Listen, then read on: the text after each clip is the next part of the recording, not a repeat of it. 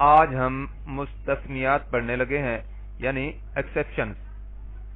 تو اب آپ دیکھیں قا سین ہوتا ہے نا، نون کی آواز آتی ہے اس میں، تو ہم نے کیا کرنا ہے پڑھتے ہوئے قا سین میم، قا سین میم. سین کا جو نون ہے اس کو نہیں پڑھنا. اسی طرح اگر آپ درمیان میں وقف کرتے ہیں تو پھر کیسے پڑھیں گے؟ نہیں، وقف کے بغیر اگر پڑھتے ہیں تو پھر کیسے پڑھیں گے؟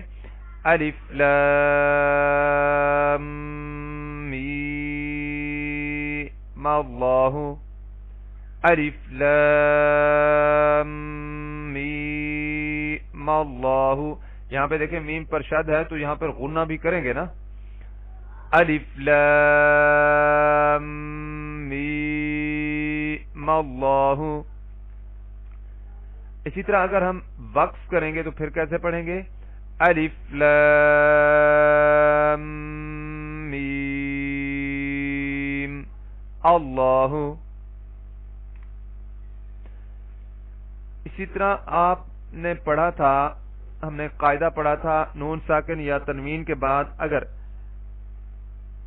حروف یرملون میں سے کوئی حرف آ جائے تو ادغام ہوگا. لیکن یہاں پہ دیکھیں یہ ایک اس کی ایکسیپشن ہے کہ نون ساکن کے بعد یا ہے لیکن ہم نے یہاں پہ اظہار کرنا ہے. دیکھیں دنیا، یہاں پہ ہم ادغام نہیں کر سکتے.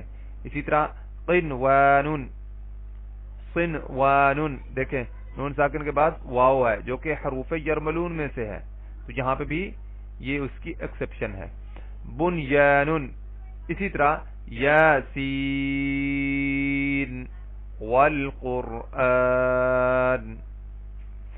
اور یہاں پہ دیکھیں نون والقلم. اور یہاں پہ دیکھیں نون ساکن کے بعد را ہے، تو یہاں پہ ہم نے قاعدہ تو یہ پڑھا تھا نا کہ نون ساکن یا تنوین کے بعد اگر را یا لام آ جائے تو بھی ادغام ہوتا ہے. لیکن یہاں پہ ادغام نہیں ہوگا بلکہ ہم یہاں پہ سکتہ کریں گے. سکتہ کہتے ہیں وقف تو کرنا ہے لیکن سانس نہیں توڑنا. جیسے من راق، من راق، من راق. اسی طرح اب آپ یہاں پہ دیکھیں کلا بل رانا، کلا بل رانا. اسی طرح یہاں پہ آپ کو نون زبر الف نا نظر آ رہا ہے، تو یہاں پہ جب ہم اس کو پڑھیں گے، یہ قرآن مجید میں ایک ہی جگہ پہ آیا ہے، اس کو جب ہم پڑھیں گے تو ہونٹ گول کرتے ہوئے پڑھیں گے. اس کو کہتے ہیں اشمام. تأمنا، تأمنا. جب پڑھنے لگیں گے نون کو تو اس وقت پھر گول کیے ہوئے ہونٹ سیدھے بے شک کر لیں گے، لیکن پڑھتے ہوئے ہونٹ گول ہوں گے. ان گول ہونٹوں کے ذریعے سے زبر پڑھنی ہے، بس اس کا اور کوئی نہیں ہے قاعدہ. اسی طرح یہاں پہ کہتے ہیں جی تسہیل کرنا، نرمی سے پڑھنا.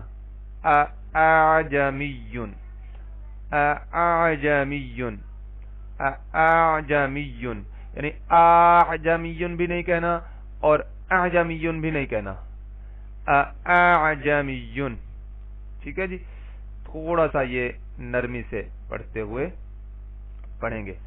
اسی طرح یہاں پہ دیکھیں الف سے پہلے زبر ہے تو یہ اس کی ایکسیپشن ہے. الف سے پہلے اگر زبر ہو تو اس کو لمبا کرتے ہیں نا، تو یہاں پہ ہم اس کو لمبا نہیں کریں گے بلکہ انا پڑھیں گے، یعنی اپنی انا کو نکالنا ہے، انا پڑھیں گے، انا.